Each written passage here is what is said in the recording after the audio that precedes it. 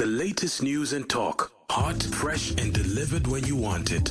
Power 98.7. Now we're talking. Indeed, we are. Let's talk about crime now, shall we? At least in one of its ugliest forms, and one that we are seeing with apparent great regularity here in South Africa. So, I mean, in recent times, at least 7 professionals, including Andile Machaya, Moses Chake, Babita Delkaran, and Kluti Murray, were all murdered in attacks believed to be aimed at intimidation. Most of the individuals mentioned were killed while investigating corruption or high-profile financial misconduct.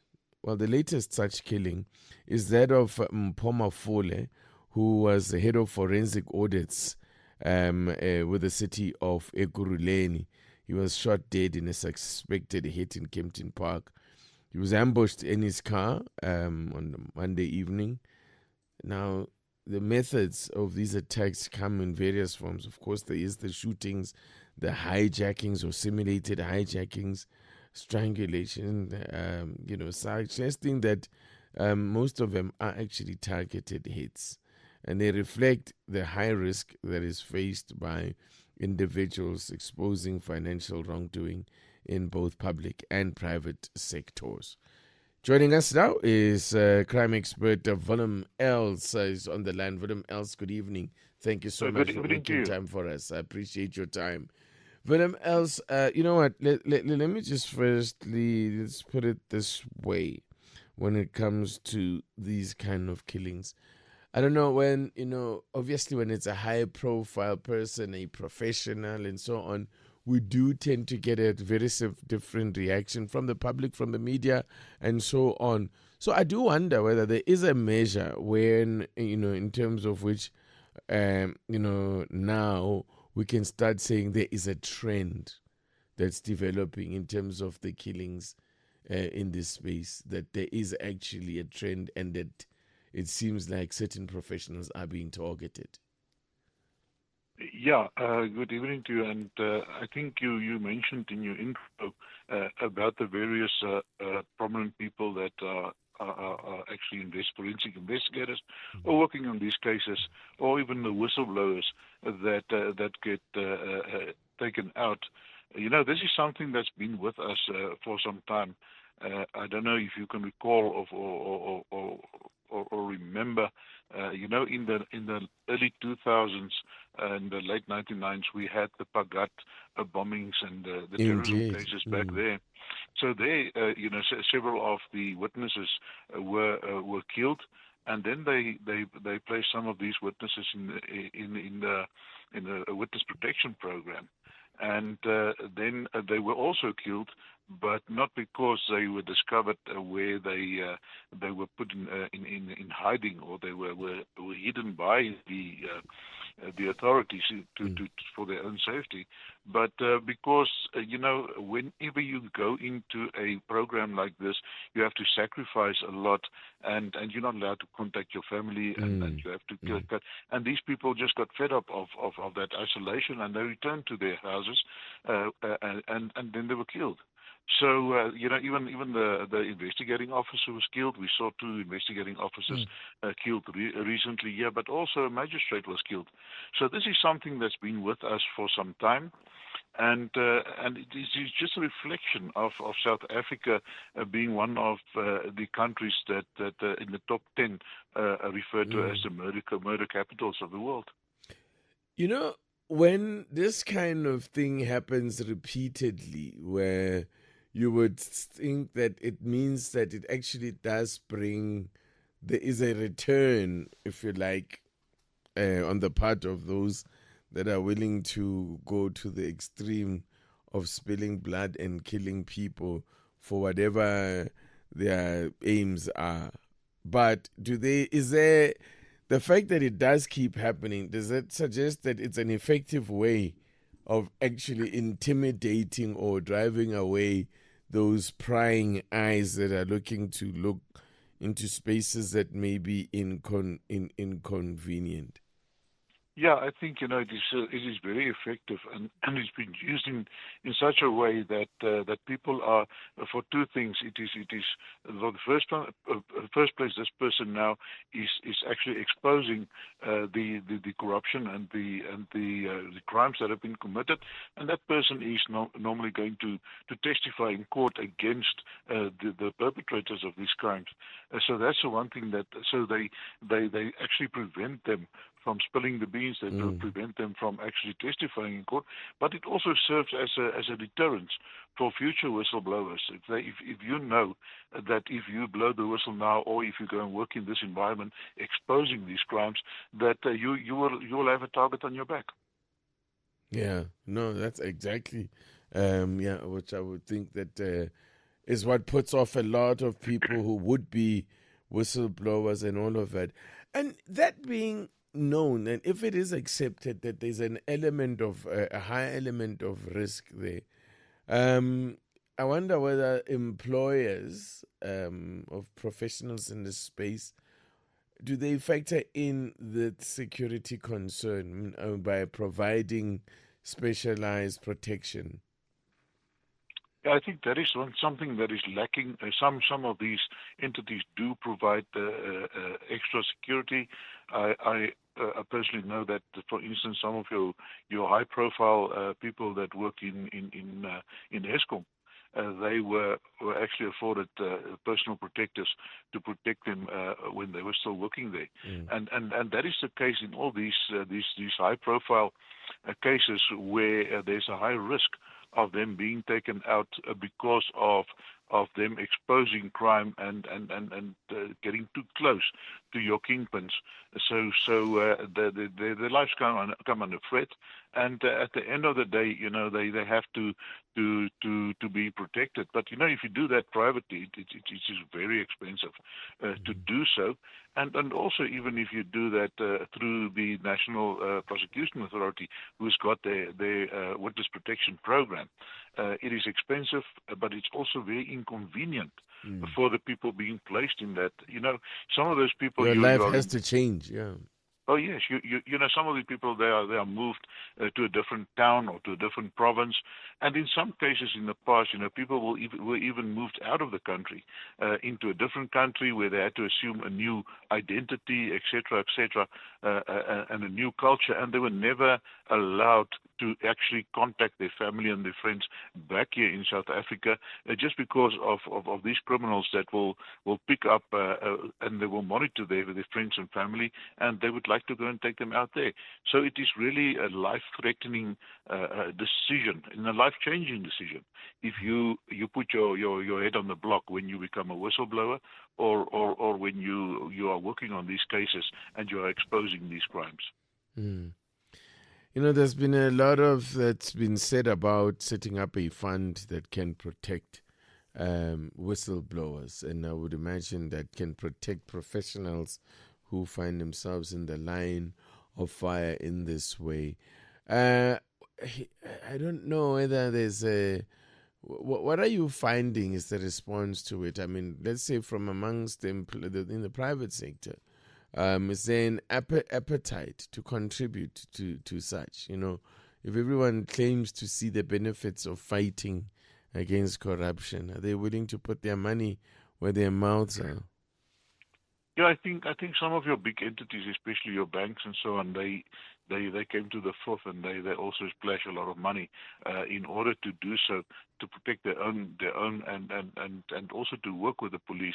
And that is, especially since the Minister of Police embarked with his new strategy, where he wants to include other departments, but also the private sector in the combating of crime. So yes, there are some of these entities that are willing to contribute.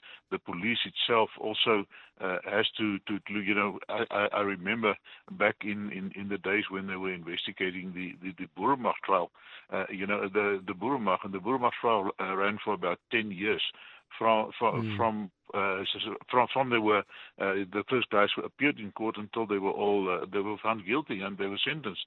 And I know that the investigating officers, their families had to go into protection because of threats from these people.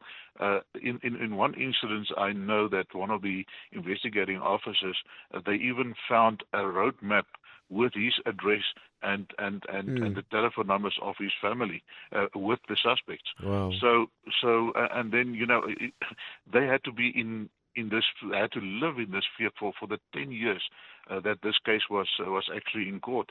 So it's very disruptive, not only to your witnesses, but also to your officials that are investigating, like your forensic investigators and your police as well.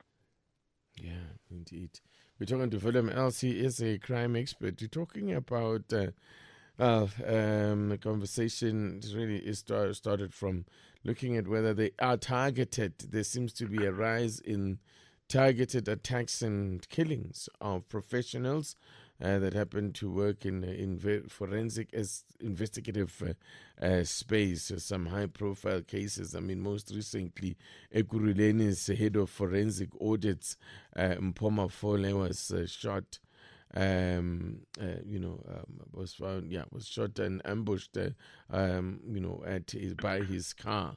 So we're talking about whether there is indeed a target on the backs of professionals in this space.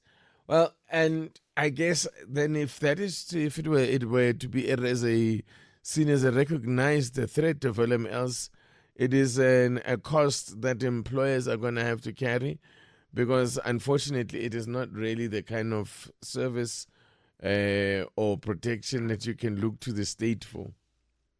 Yeah, as I mentioned, within the state, in the National Prosecution Authority, they have got a specific division that is looking after the witness protection. But we've got so many cases, we've got so many things going on, so the resources are also not enough to do that. But you see, the problem that you have is. For any case to be made for these people to be protected, the investigating officer and the prosecutor have to sit down and they have to motivate and convince or they motivate the case and to see whether these people should be going under these protection. So as I mentioned also, apart from that, it is extremely disrupting for your witnesses to be placed on that, because some cases can take for years, and then for years they will have to be away from their families and their lives and their work and whatever they are doing. So that is a serious challenge. Like, we have that program, but I think, especially in the light of what you mentioned, the number of these professionals that have been killed now, I think maybe it's time that the policies and also the unit be revisited and revised, and to see, are they really as effective as they are supposed to be? Because at the end of the day, they have to instill a trust in the public to be able to come forward and say, if I'm then under danger, if my life has been threatened because of me spilling the beans, of me exposing these crimes, there must be a backstop for me, that the state will look after me and they will protect me. So that we need to up our game in that regard. Yeah, no, absolutely, we do. Now, is there, I don't know how to put it. Is there evidence to suggest that, if you take out the person who is perceived to be at the head of an investigation or a senior investigator on a case, that turns out to be so crippling to the case as to kill it, Because I keep thinking that these cases are not worked on by one person.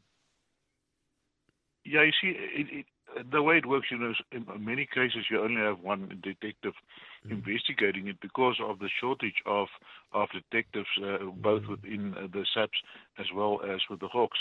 But with the more prominent cases, you actually have an investigation team. Mm. So that is the preferred way, but it's not always possible.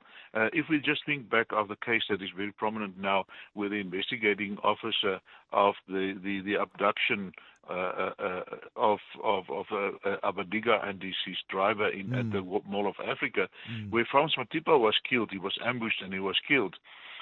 So that set that put the whole investigation. It set it back for a very long time. But what we saw is that it took a bit longer. But fortunately, they had some investigators that could step up and fill the gap.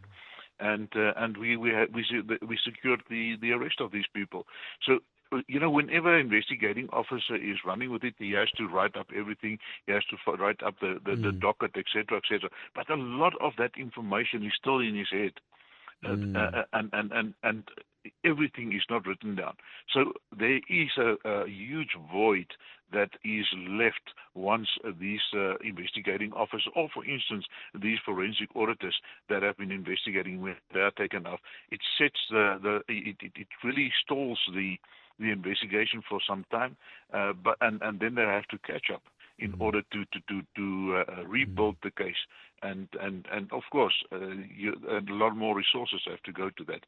But unfortunately, it is not all lost when it happens. But if you look at the Babita Deokaran case, how long has that been in the open now, and still we haven't seen any arrests on that. We haven't seen anybody brought to court on that. So yeah, that seems that just indicates to us that things are not right. We are not winning against this. Yeah, difficult one. Yeah, Velemels, thank you so much for your insights and that perspective. Most appreciated. Thank you so much. You're welcome. Velemels is a crime expert, just talking to us there about what seems to be a growing specter of targeted killings, targeting professionals. Especially in terms of in the investigative space, like forensic investigators and all of that, they are becoming increasingly targets for these criminals. But I wonder what you make of that. Like, share your thoughts, your experiences on 0861 987 000, because if this is confirmed, who would be willing to put their lives at risk like that? Who would want to work in that environment? Where that your life is now at risk. You need bodyguards. Glamorous as that sounds, I don't think that is a kind of an existence that anybody really enjoys. It's very invasive, and it actually also does kind of put a target on your back, in the sense that people wouldn't notice you if you don't have this protection. But now, because you have this protection, it draws eyes onto you.